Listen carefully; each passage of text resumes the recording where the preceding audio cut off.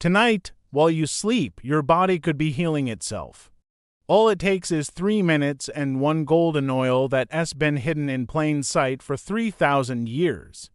Look around you, talk to your friends, your family, your co-workers. How many of them wake up every morning without some kind of pain? How many can move through their day without that nagging ache in their knees, that stiffness in their shoulders, that constant reminder that their body isn't what it used to be?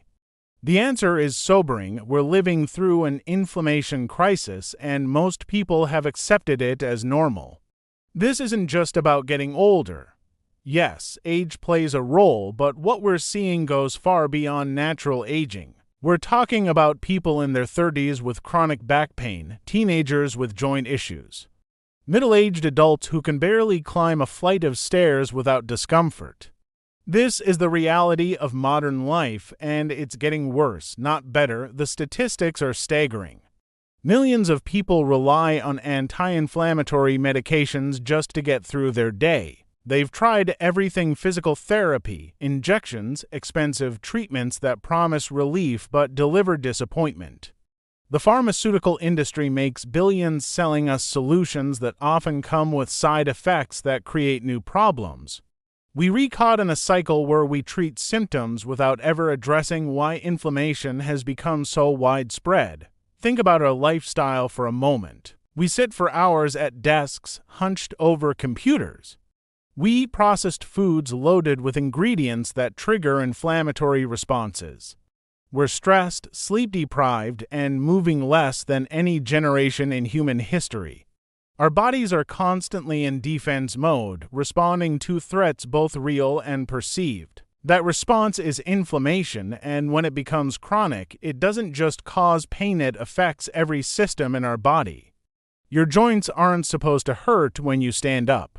Your neck isn't supposed to feel like concrete after a day at work. Your muscles shouldn't ache without reason. But for so many people, this has become their daily existence. They've learned to live with it, adjusted their expectations, modified their activities. They've stopped doing things they love because movement brings pain instead of joy. The impact goes beyond physical discomfort. Chronic inflammation affects your mood, your energy, your sleep quality. It creates a fog that makes everything harder. It steals your enthusiasm for life. You become someone who says no to opportunities because you're not sure your body can handle it. You plan your days around your pain levels. You measure your life in good days and bad days, and the bad days seem to outnumber the good ones. This is the world we're living in, an epidemic of inflammation that's become so common we barely even question it anymore. We treat it as inevitable, as just another part of life in the 21st century. But here's what I want you to understand. It doesn't have to be this way. Your body isn't broken. It's responding to circumstances, and when you change those circumstances, when you give your body what it needs to heal, remarkable things can happen. Now let's talk about what makes castor oil different from every other remedy you've tried. It all comes down to one powerful component: ricinoleic acid. This isn't some marketing buzzword or trendy ingredient that'll be forgotten next year. This is a fatty acid that makes up nearly 90% of castor oil's composition, and it's unlike anything else found in nature. Ricinoleic acid has a unique molecular structure that allows it to do something remarkable. When you apply castor oil to your skin, this compound doesn't just sit on the surface, it penetrates. It moves through the layers of your skin, past the epidermis, down into the deeper tissues where inflammation actually lives. This is crucial because surface treatments can't reach the source of your pain. You need something that goes deeper, and ricinoleic acid does exactly that, but penetration is only part of the story. Once ricinoleic acid reaches your inflamed tissues, it gets to work on a cellular level. It interacts with your body's prostaglandin receptors. These are the chemical messengers that control your inflammatory response. Think of inflammation like an alarm system in your body. Sometimes that alarm gets stuck in the on position, constantly signaling danger even when there's no threat. Ricinoleic acid helps reset that system. It tells those overactive immune cells to stand down, to stop flooding the area with inflammatory compounds. What's fascinating is how targeted this process is. Ricinoleic acid doesn't suppress your entire immune system the way some medications do. It works locally, right where you apply it. Your body's ability to fight infections and heal wounds stays intact. You're simply giving inflamed areas permission to calm down, to stop overreacting. This is why castor oil doesn't come with the side effects you see with systemic anti-inflammatory drugs. You're not introducing foreign chemicals that your body has to process and eliminate. You're working with a natural compound that your tissues recognize and respond to. The acid also improves circulation in the treated area. Better blood flow means more oxygen, more nutrients, and more efficient removal of metabolic waste products that contribute to pain and stiffness. Your lymphatic system gets a boost too. This network of vessels and nodes is responsible for draining excess fluid and clearing out cellular debris. When it's sluggish, inflammation lingers. Ricinoleic acid stimulates lymphatic drainage, helping your body clean house at the microscopic level. There's also an analgesic effect, pain relief, that happens independently of the anti-inflammatory action. The compound interacts with nerve endings in ways that reduce pain signaling. So you're getting multiple benefits from a single application: reduced inflammation, improved circulation, enhanced lymphatic function, and direct pain relief. These effects work synergistically, each one amplifying the others. The viscosity of castor oil matters too, because it's thick and doesn't evaporate quickly. Ricinoleic acid has sustained contact with your skin. It's not a quick hit that fades in minutes.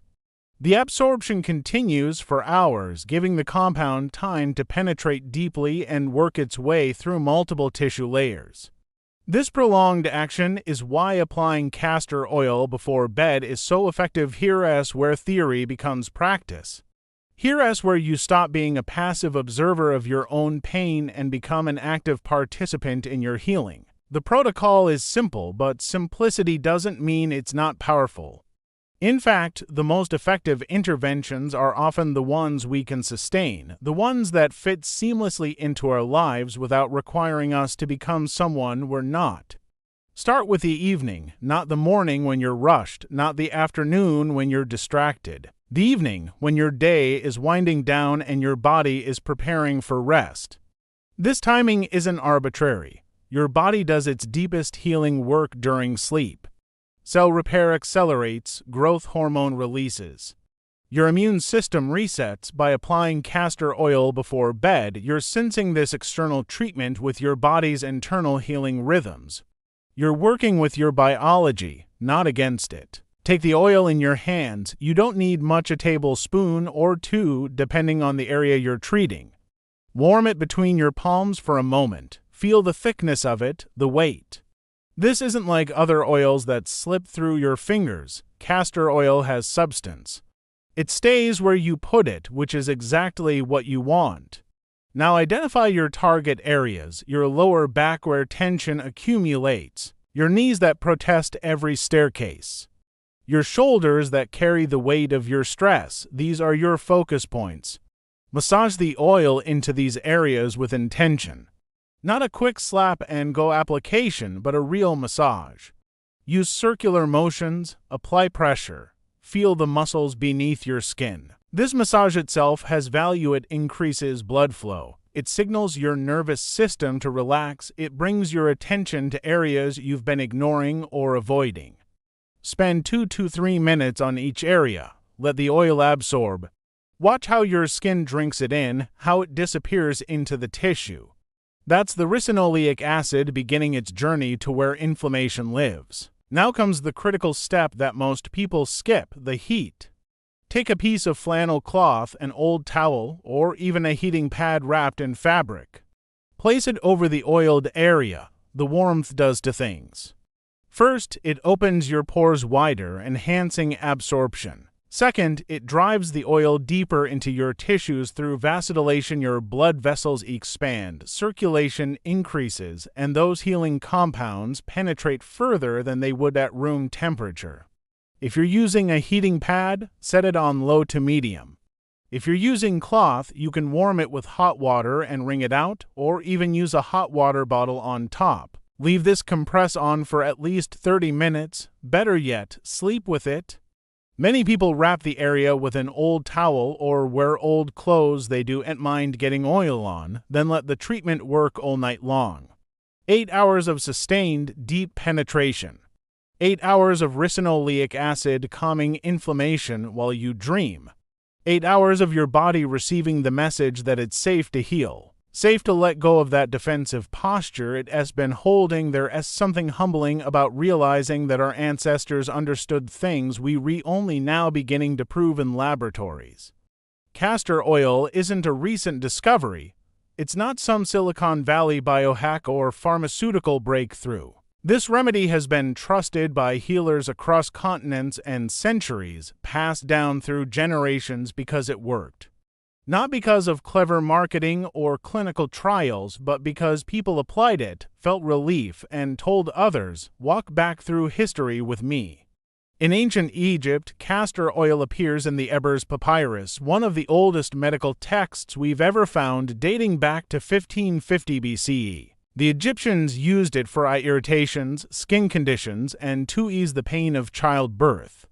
Cleopatra herself reportedly used castor oil to brighten the whites of her eyes.